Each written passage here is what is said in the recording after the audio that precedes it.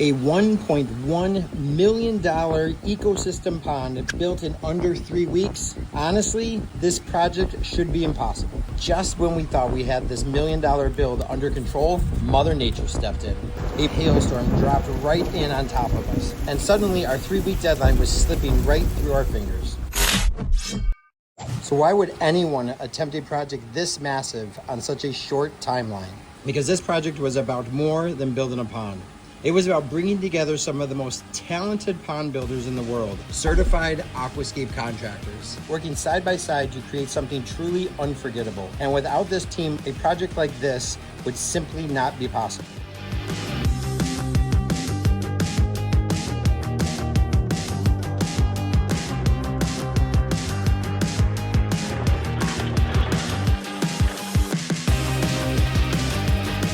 We've got this massively overdug, which is nice, right? Because then we don't have to bust through a whole lot of stone.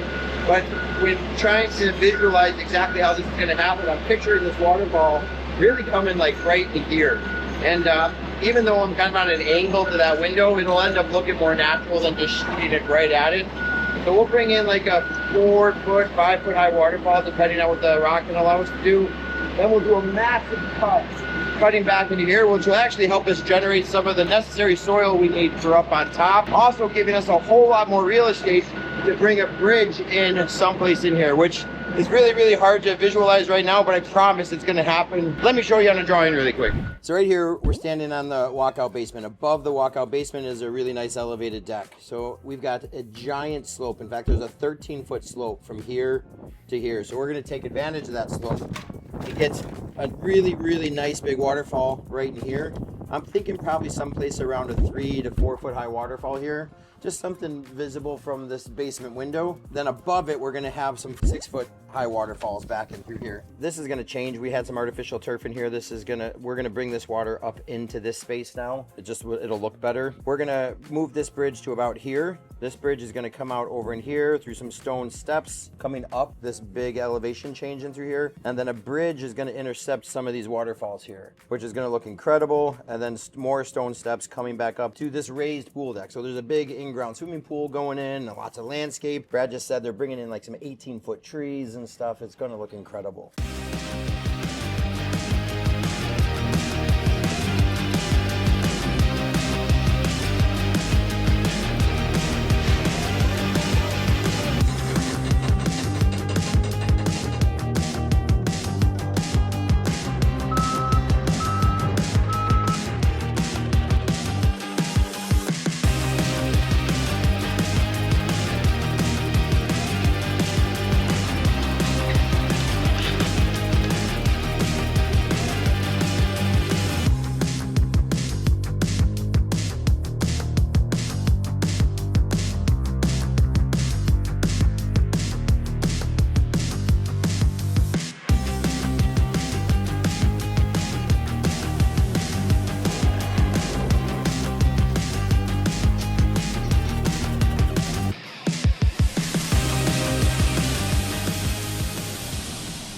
All right, bud.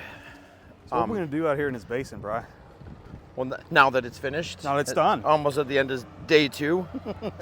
That was a lot of gravel. So the key with the basin, my personal opinion, is hide the thing, right? This is where all the debris from the pond ends. Yeah. And so it's kind of like the least sexiest part of the entire project.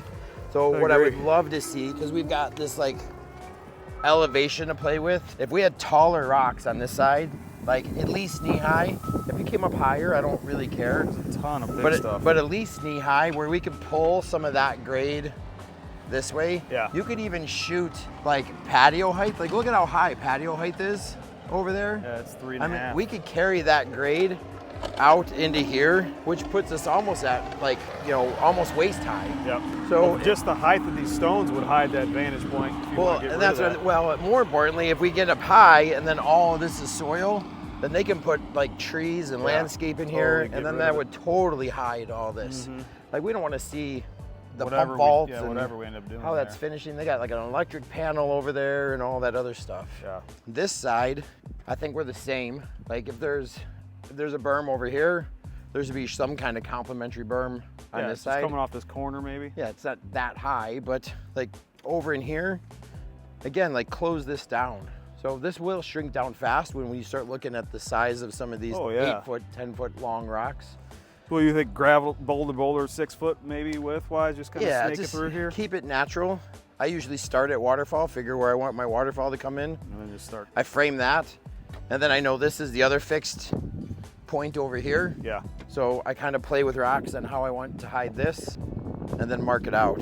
Bridge is someplace between here and the dingo. So that stream, We could cut it across maybe even the more. stream could come in like this, like hard way over to here. Yep. And come in on this side. That would make more sense if you brought this up and you could take all this grade and pitch that waterway so you don't get it coming down here. Yeah. And then almost have it, you know, he could look at that as like a negative edge vantage point coming into here. I love that. Like, so we'll give him that, we'll give him his waterfall. Yep. Facing towards his office window there. And then this will be The the master infinity bedroom edge. gets another waterfall to look at. Mm-hmm. And then get this to twist back this way.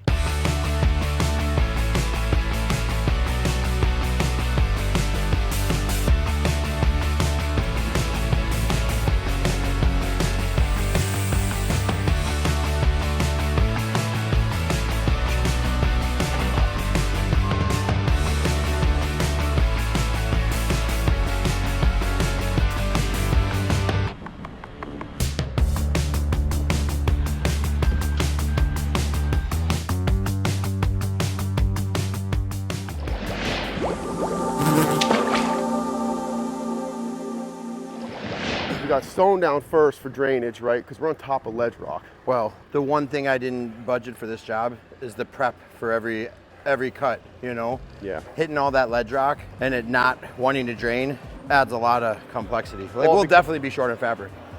Yeah, we'll probably get a few more rolls.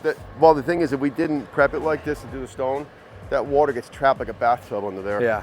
And it would lift the liner up. Yeah, and being shallow, it's only a 12-inch deep pool. Right. Right, so it'll bubble up fast. Well, we got a little bit deeper back here, which is going to be really freaking cool. Nice. Big waterfall, like here. Big falls, another fall behind it, then the bridge. Yeah, it's gonna Yeah, look and then it's gonna sneak look one in cool. over here. And I like that vision, you know, like, it's kind of, you know, that plunge pool pond that we Yeah. did at Aquascape? Yeah. It's like a giant version of that. Yeah. Like, let's just get monster freaking rocks in I here. call it like a glacier pool or Yeah, something, where you've got kids those are big like- boulders. yeah. There's not a lot of water, but with the rock work in there, It'll it's look- so freaking cool. It'll actually look more impressive to shrink the pool down with bigger boulders than Yeah. leave it open. It'll be very interactive too. Yeah. I think we get something big in here, like way above patio height, and then back behind it kind of beach it down. Yeah. And then we've got big boulders going off into the wall there. They're gonna finish that stone veneer across this, but it's still so much wall stone to look at. Yeah. So we need to bring in some big rocks to just soften that up. And then if we can leave them, you know, oversized planting little pocket here where they can get a big tall evergreen or something, Yeah. it'll really offset these giant boulders that are sitting It's by gonna be it. such a cool feel down here, Yeah. like surrounded by all this rock work, waterfalls, planting. I think the planting is what's gonna make it. Yeah. Next step here is we're putting sand on top of our fabric. So we'll do like probably 2 inches of sand on here. And then we put our other fabric on, then liner, then fabric, and then we start setting rocks. Actually, that sand dust will really ensure that water travels. Goes underneath. Yeah, Yeah. stays this way and goes that way. All right, let's go get some sand dust.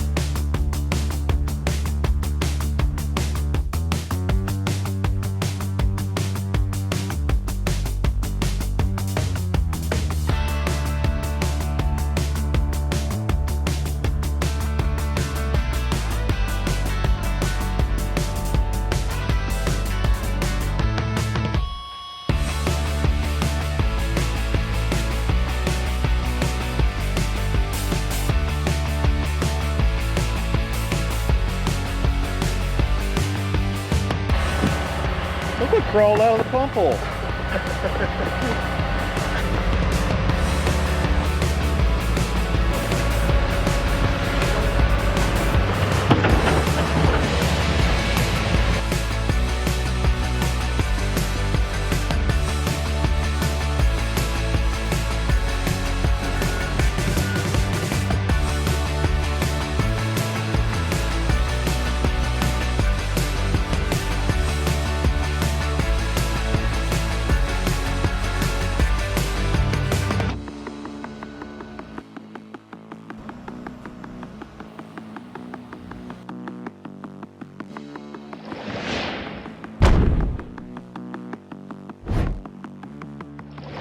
All right, quick overview. We have just over 180 feet of total stream with a total elevation change of 17 feet. Because of that, we've got some massive pumps in here. So we have 3 pumps, each of them doing about 20,000 gallons per hour, over $60,000 in total cost for pumps.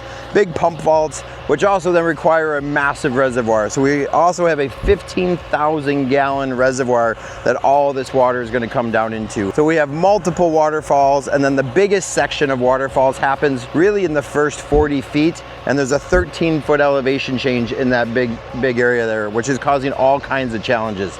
Multiple bridges, pathways, play areas, and just big boulders, and an incredible team. We got this choked down real nice, and this is the first waterfall or the last waterfall, depending on how you want to say it. But we really wanted to keep this wide because we got 60,000 gallons of water. We want to have all this kind of ripple effect. So we want the water to kind of come down through here and crash over this way. We want it to be able to swirl back and come over here. With 60,000 gallons, I don't think that's going to be a problem. The other thing we wanted to do is we kind of like stuck points and different things out throughout the stream because we want that water to really come back around and have to hit stuff to create that current. The owner wants fast running water, so in areas you have to choke it down. We can't choke it down on the upper stream because we'd back up that pool, but all through here we want it to create a really quick current. Up in this section, we got some nice ledge stones if you wanted to stop, hang out a little while, and be able to look at this upper section. One of the most exciting things, I think, is those big slabs for the bridge. You're gonna be able to see the water running in between them, and it's all coming from that grade, and then it continually steps up. Up above where Jack and Ralph have been working on a waterfall, we gotta integrate to that. And then there's gonna be like a 14-foot bridge. So that's gonna be the next step for today. We're gonna start up there after we get these outcroppings in. All right, so here is this awesome bridge structure. We've got what we call gap steps, where we actually bridge, we step with a space in between. That's gonna lead to this awesome set of steps coming up here. But this area right here is where it's all gonna culminate and rush under into this bridge. How we've got these boulders in here, kind of layered in, that's all gonna get backfilled, so you're gonna have this real cool undulation where it's gonna rip through there and create these different currents. And then we come to this waterfall that's coming out of this deep pooling section where we have this elevation had to be set perfect because we've got this patio. If that water backed up, we're gonna have some issues there and potential leaks. But once it comes through here, it's gonna rip over all these different areas, fly over that big ledge piece, and then we've got that deep pooling section up there. But this area is gonna be totally turbulent, exactly what that client was looking for. Just gonna be a phenomenal section of the stream. This area, the pooling is gonna be roughly 12, 15 inches deep. And we've got these massive boulders behind me creating just a symphony of waterfalls. So this weir stone is gonna come down, drop in. We've got the current ripping through these boulders up here. We've got some adjustments to do, but then we've got a 12-inch opening over here. Beyond that, we've got another drop. So really opening up this space for water to cascade down about 15 feet wide. So some of the guys have mentioned that something very important to our homeowner is lots of water. So that's what's happening with that 60,000 gallons of water flowing over these areas. It is really gonna sound amazing. And now we've got to keep running uphill. We've got a beautiful waterfall that we kind of mocked up yesterday, but we got to keep going because we're not only halfway there, we've got to go a total of 13 feet high in elevation. As you can see, 7 days in, we are rocking over here, but there's still a ton left to do. We've got to make this wall disappear. We've got a ton more waterfall to build.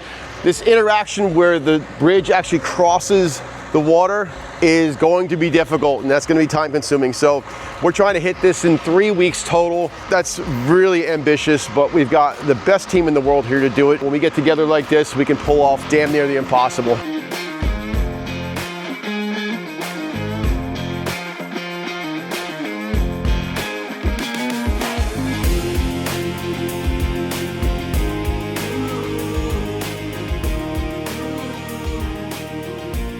We are actually pulling ahead of our 3-week schedule. We had the foundation set, waterfalls were starting to take shape. Just when we thought we had this $1 million build under control, Mother Nature stepped in. Hailstorm dropped right in on top of us. The entire site was paralyzed. Our perfectly carved ledges were taking heavy damage, and suddenly our 3-week deadline was slipping right through our fingers. That might be it for today.